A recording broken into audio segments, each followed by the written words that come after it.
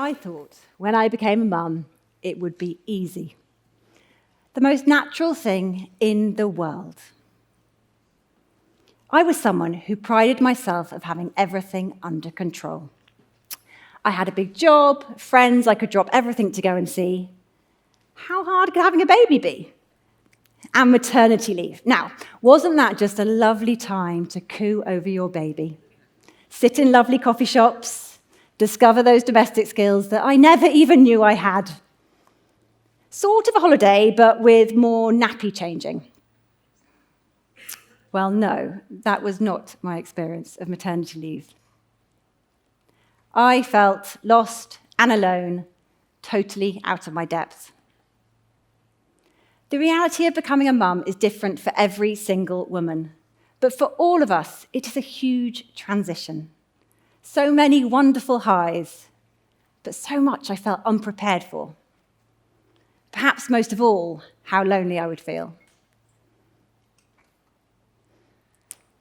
I remember the day we first met like it was yesterday. My husband left for work at 7 in the morning, as he always did, and the front door shut behind him. And then, complete silence.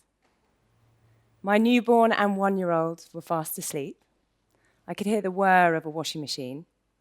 I could feel the floorboards creak beneath my feet, but it was completely quiet. And in the pit of my stomach, I felt despair, because I thought for the next 12 hours, I have nowhere to go, no one to see, and nothing to do. But on top of this despair was this guilt and shame, because I love these kids so much. How could I be feeling this sense of dread about spending the rest of the day only with them? So that particular morning, knowing I needed to stave off this feeling and stop that downward spiral, I bundled the kids into their snowsuits, into a double buggy, and I left the house. And immediately, I felt better. But then I realized, hold on, I've got nowhere to go. I had one job this week, that was to go to the supermarket. I did that yesterday. The kids are too young for classes or playgroup. So I sort of find myself meandering aimlessly and wind up at a playground. Now it was there, behind the climbing frame, behind the swings, that I see another girl with her 2 kids. So sort of tentatively wave and sort of cringing inside, but she starts to walk over and I'm thinking, oh, this is exciting. And do you know what? In that first few minutes of sleep-deprived, garbled conversation, we realized 3 things. Our kids were identical ages. Second one is that we lived just next door to each other practically. And thirdly, we were the only ones crazy enough to be out in the pouring rain in a playground when our kids were far too young to be there. So before we parted ways, we swapped numbers and we arranged to see each other again. And in the course of the next few months, we spent pretty much every day together. And we weren't doing anything particularly interesting. We'd hang out at each other's houses drinking tea, watching kids squabble over toys, or do these epic two-mile walks, two-hour-long walks, trying to get babies to sleep. This wasn't interesting stuff, but wow, was it so much better when we were doing it together. That friendship, at that time, transformed my life. Everyone in this room is driven by a need for community. The desire to connect is in our DNA, as vital as food and water for us to thrive.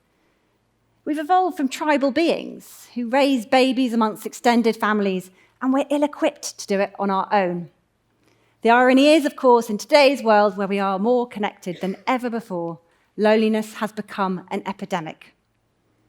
The way we live and the way we work is causing social isolation on a mass scale and having a devastating impact on public health. The need for community is at its greatest is when we are going through moments of transition. So this can happen when our routines or habits change, our confidence levels or emotional levels, and at various points in our lives, some of these things can happen. Only when you become a parent do all of these things happen at once. Becoming a mum is a physical, emotional, and psychological change akin to going through puberty. Our brains are flooded with hormones. And the experience changes us. We develop new superpowers. Our ability to read facial expressions, our fight or flight reactions are honed. And our heightened sense of empathy means that you might find us sobbing on the sofa after every soppy TV ad. The brilliant Dr. Alexandra Sachs has described this phase in a woman's life as matrescence, an emotional tug of war.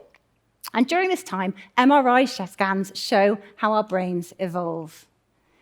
This isn't just about being tired and over-emotional. These are fundamental changes, and it can feel extremely overwhelming and not always welcome.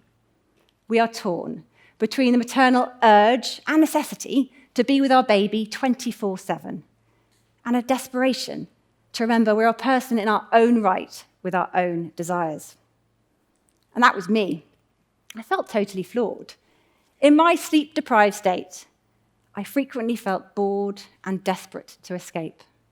I had this strange recurring fantasy where I'd hear a knock on the door.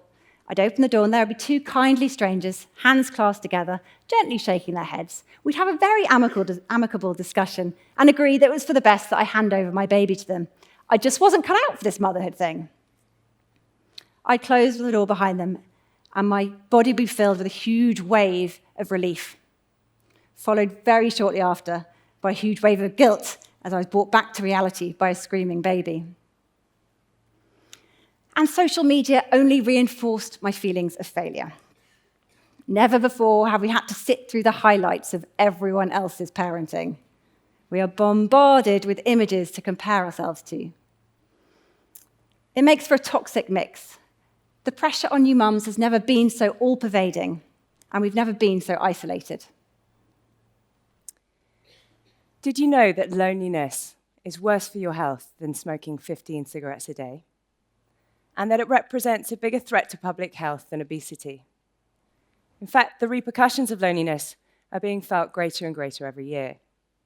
And what we're talking about here today, perinatal mental health, is the biggest issue facing new mums, because it's the sad and stark truth that suicide is the leading cause of death amongst this group of women.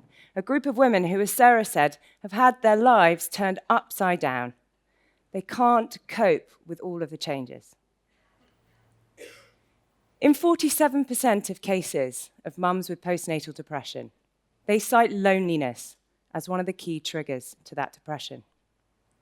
A few years ago, the NCT did a report called The Hidden Half, talking about how half of new mums experienced poor mental health, and only half of those went to go and get support. Those that did get support cost us £8.1 billion. So these are huge numbers. They can feel overwhelming. What can we do? Well, in 43% of cases of mums who'd experienced postnatal depression and recovered, they said it was a peer support network that helped them. By tackling one of the root causes of depression, loneliness, we can have potentially revolutionary results. Psychologists, midwives, health visitors, all of you agree that if a mum has a friend to share her motherhood experience with, she will be a happier and more confident mum. And this isn't just about new mums either, because they're the linchpin of society. They're looking after their little ones, often their extended families too. If they're not happy, then what chance does everyone else have?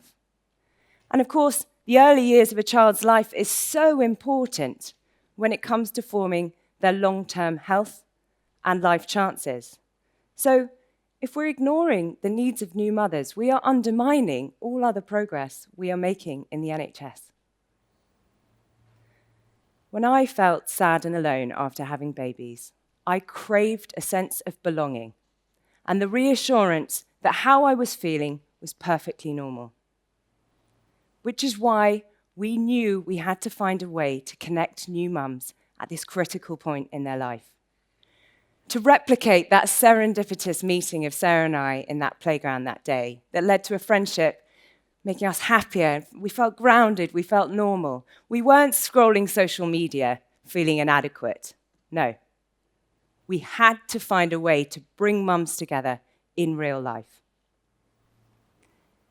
Katie and I have created a place where every mum feels welcomed and belongs. Our community is called Mush, fondly named after what our brains felt like, with 4 children under 2 between us.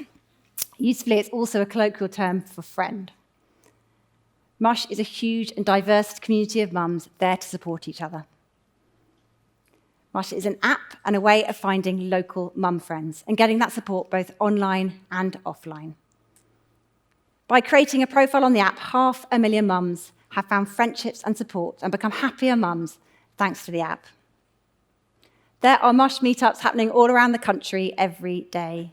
We've had businesses that have sprung from friendships on the app, a girl band in Manchester even. These are life-changing friendships we hear about all the time.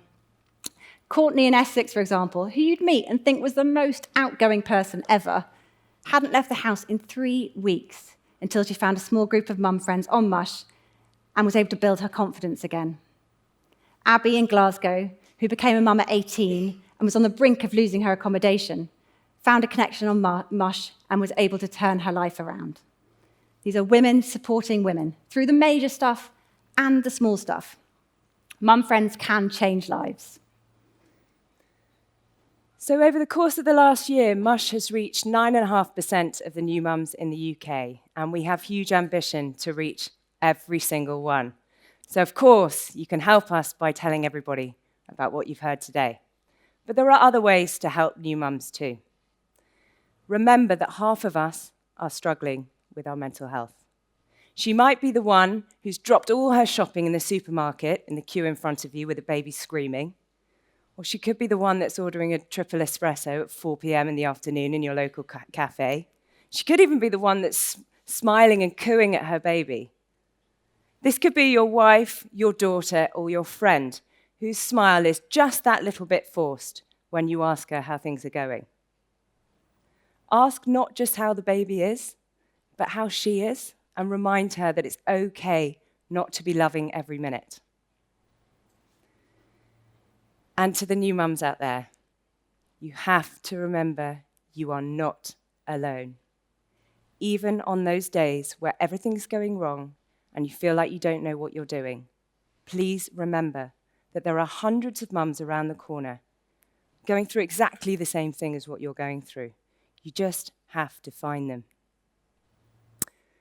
Let's make sure that the experience of motherhood is a welcoming one in this country, so that mums can feel nurtured and loved and go on to nurture and love their kids. Let's not fail society by failing new mums. Thank you.